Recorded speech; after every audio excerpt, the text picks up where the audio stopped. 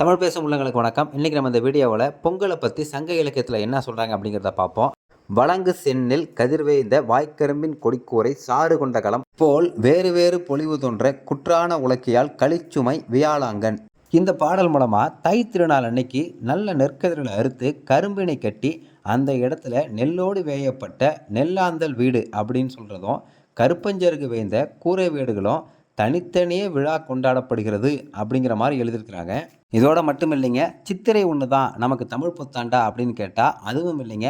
அண்டி பிழைக்க வந்த ஆரியர் கூட்டம் காட்டியது அறிவுக்கு ஒவ்வாத 60 ஆண்டுகள் தரணி ஆண்ட தமிழருக்கு தை முதல் நாளே தமிழ் புத்தாண்டு அப்படின்னு பாவேந்தர் பாரதிதாசன் சொல்லியிருக்கிறாரு. ஆக களம் கண்டு ஏறு பிடித்து தமிழர்களுக்கு தமிழ் முதல் நாளில் தான் அதுக்கான கூலி கிடைக்கிது. அதுக்கு உறுதுணையாக இருந்த விவசாயத்துக்கு பயன்படக்கூடிய பொருட்கள் அனைத்துக்கும் நன்றி சொல்கிற விதமாக தான் நம்ம பொங்கல் தினத்தை கொண்டாடுறோம்.